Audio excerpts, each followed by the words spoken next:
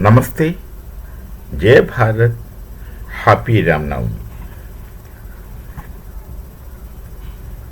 Australia ने हाल ही में कुछ स्टूडेंट्स लोग का निर्माण किया या करने जा रहे हैं। यूरोप में कुछ स्थिति ऐसे ही, मुस्लिम नामधारी स्टूडेंट से या माइग्रेंट से सतर्क रहना चाहता है ऑस्ट्रेलिया। सारी यूरोप, जर्मनी में हाल ही में हो रहा, सारी यूरोप में कुछ स्थिति ऐसे होने वाला है। अब देखिए, सारी यूरोप में एक और स्थिति उत्पन्न हो रहा, जो एक्सट्रीम राइट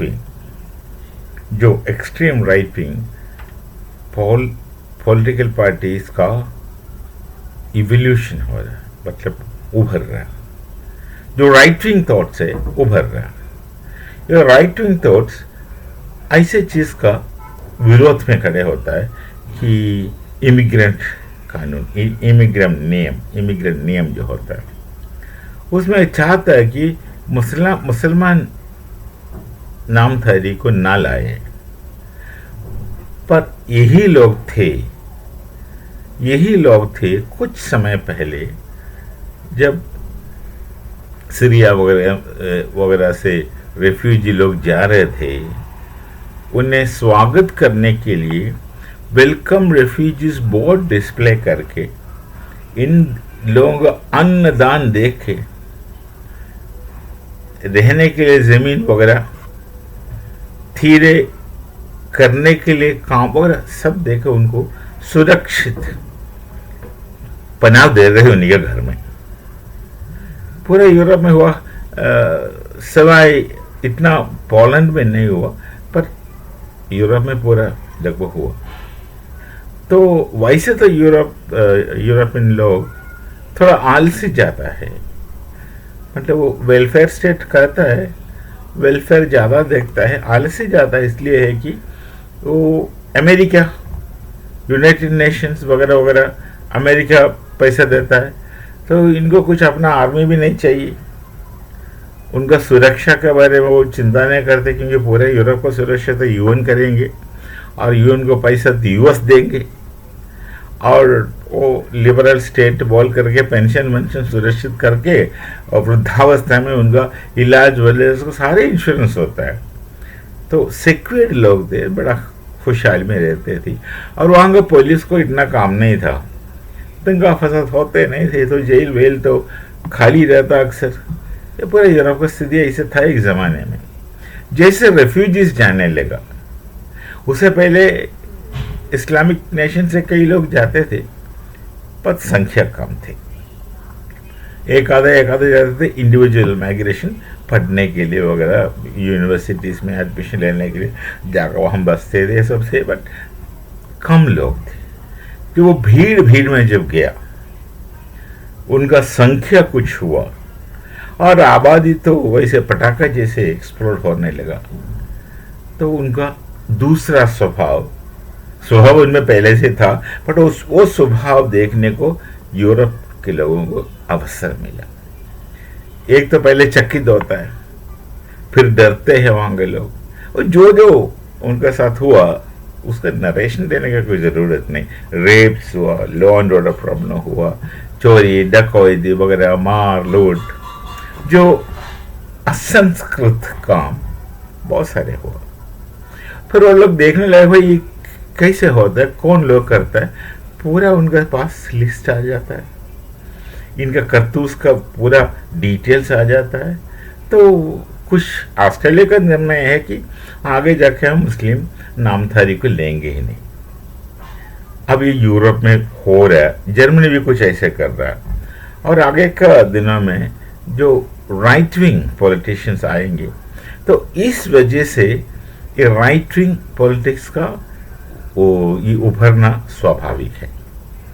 जो लिबरलिज्म, जो लेफ्ट रेडिकलिज्म, लिबरलिज्म, ये सब सुनने में थोड़ा अच्छा लगता है, थोड़ा ह्यूमनिज्म लगता है, वामपंथी, बट इस अनुभव के सामने यूरोप के जनता ये सब त्याग देंगे, खास करके जो युवा त्याग देंगे, वो एक्सट्रीम राइट विंग में जाएंगे। एक्सट्रीम राइट विंग में जाएगा तो extreme right wing political parties का रूपीकरण तो स्वाभाविक है। यदि extreme right wing political party का रूपीकरण होगा तो उनका सरकार आएगा। यदि उनका सरकार आएगा तो पूरा इस्लामिक वीसा बंद करेंगे लोग। उन्हें कुछ सोचना नहीं है, उन्हें कुछ लेना देना नहीं इन लोगों से। पर अल्टीमेटली कौन सफर करेगा, कौन फंसेगा? जो हर कोई तो आतंकवादी होता ही नहीं, हमें पता है, पर हर कोई आतंकवादी होता, पर हर आतंकवादी ही लोग आए। इसमें बड़ा कंफ्यूजन होता है। तो यदि यूरोप के लोग रिस्क ना लेंगे ये सोचेगा तो फिर उन्हें कोई दोष नहीं दे सकता। तो मना यदि करेगा तो ये लोग कहाँ जाकर पड़ेंगे, जाएगा कहाँ उनका देश छोड़ करके? तो दुनिया दो हिस्से में बांट रहे क्या, बट जाएगा क्या? एक असंस्कृत, अनसिविलाइज्ड, बारबारिक दुनिया और एक तरक्की करने वाला अलग दुनिया। कुछ ऐसे दिखता है यदि ये प्रक्रिया सुधरा नहीं है तो। पाकिस्तान में अक्सर एक बात कहता है, पाकिस्तान में भारत का विरोध में या हिंदू का विरोध में नफरत इतना फैलाता है, और नफरत फैलाने के लिए एक वजह कहता है कि भाई भारत में हिंदू मुसलमान के ऊपर जुल्म करता है।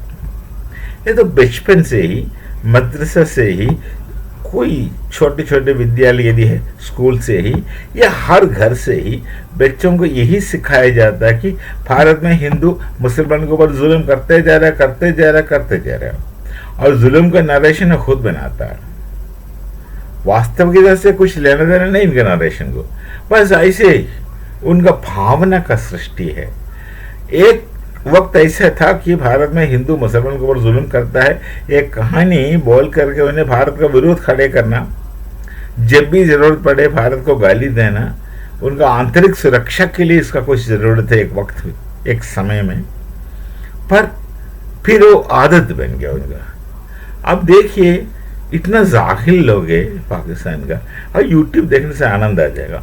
वो माइक पकड़ करके सामने खड़े ये लोग बड़े ठाट पाट के ड्रेस करके पूछ रहे, हाँ आपका दुश्मन कौन है?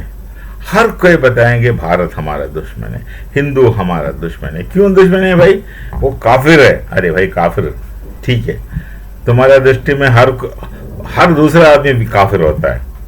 सोचिए, तुम्हारा विश्वास में, तुम्हारा दृष्टि में हर दूसरा व्यक्ति काफिर होगा यदि तू कुछ परखेगा तो काफिर है। ओ क्यों? वो मुसलमान के ऊपर जुल्म करता है, उन्हें मारना चाहिए।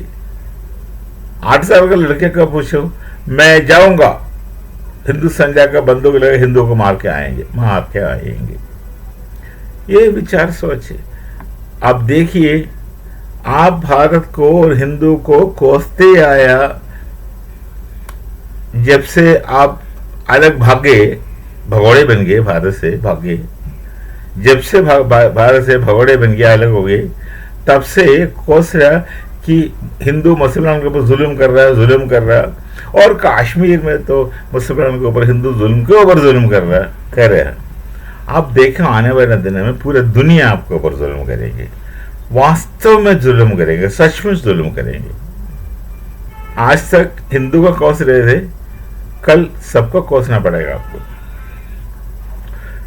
हम तो कुछ किया ही नहीं है जुल्म। हमारा देश में हमारे संस्कृति के अनुसार हिंदू मुसलमान में कोई भेद नहीं है, क्योंकि हिंदू संस्कृति में प्रत्येक व्यक्ति का प्रत्येक विश्वास होता है। उनका विश्वास उनका जगह, मेरा विश्वास मेरा जगह। और वैसे तो हमारे हिंदू धर्म में राम जी को मानने वाले हैं, शंकर भगवान को ज्यादा मानने वाले हैं, और हमारा इतना देवी देवता है। कोई एक देवता से मानने से मतलब है नहीं कि दूसरे का ना मानता। ये बड़ा बात आपको सुनना पड़ेगा। एक देवता को मानने से इसका मतलब ये नहीं होता कि दूसरा देवता को मानने वाला काफिर होगा, या एक मंदिर जाने से दूसरा मंदिर जाने वाला काफिर होगा, ऐसा कोई सोच विचार हमारे खून में ही नहीं है। संस्कृति छोड़िए, हमारे खून में ही नहीं है, तो हमें क्या फर्क पड़ेगा आप मस्जिद जाकर नमाज पढ़े या मंदिर जाकर पूजा करें, हमें कोई फर्क नहीं पड़ेगा। ये हमारा संस्कृति है, और ये संस्कृति आप नहीं समझ सकता क्योंकि आपको बस की बात नहीं है ऐसे संस्कृति समझना, अब बस की बात नहीं है, इसलिए आप छोड़िए, समझने के लिए प्रयास ही ना कीजिएगा। तो हमारे यहाँ तो आप कोई बिना कोई भेदभाव लोग रहते हैं, रह सकते हैं, रहते हैं, पर यूरोप में यदि गया, भारत का बाहर का देश में जाएगा तो आपको भेदभाव मिलेंगे, सच में जुल्म होगा आपको ऊपर, लोग करेंगे। इतना दिन हमें कोस रहे थे, हमें गाली दे रहे थे, अब देखो दो लोग करेंगे। ये होने वाला स्थिति है, कल की बात है। अब पता नहीं इससे आप कैसे बचोगे। आप कहता कि भारत का चाय वाला है प्रधानमंत्री, उनके पास एक मैंने सुना हाल ही में, उनके पास विजन नहीं है, नॉलेज नहीं है। अच्छा, आपके पास खूब विजन है, खूब नॉलेज है, और आपका प्रधानमंत्री है कोई, और आपको ऊपर अराजकता राज कर रहा है। समझ में नहीं आएगा कि आप खुद जाहिल है, खुद बेवकूफ है। आइंदा हमारा प्रधानमंत्री के बारे में कुछ कहने से पहले 100 बार सोचिएगा, क्योंकि कीचड़ में तुम पैर रख रहे हो, मुंह से कीचड़ ही निकलेगा।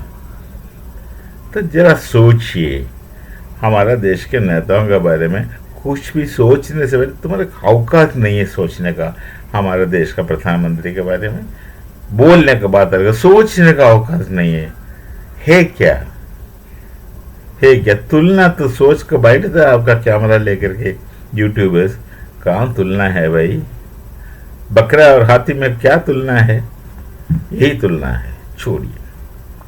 तो यदि सुधरने का नाम नहीं ले सकता, आप नहीं सुधरोगे, हमें पता है। क्योंकि अब देखिए हमास का स्थिति या हिजबुल्लाह का स्थिति, हूती का स्थिति, जहाँ भी लोग थोड़ा ताकत में आता है वो वही एक काम करता है, जितना भी मार पड़ेगा तब भी नहीं सुधरेगा। हमास देखो टनल बना के बैठे, और एक सुबह उनको विचार आया कि हम जाकर इसराइल का खा जाएंगे। इसराइल का खाने के लिए निकला, अरे यहूदी के सामने खड़ा नहीं हो सकता, लेटने का भी हिम्मत नहीं होगा, तुम्हारा क्षमता नहीं है, और उनको मारने चले आया और खत्म हो गया खुद।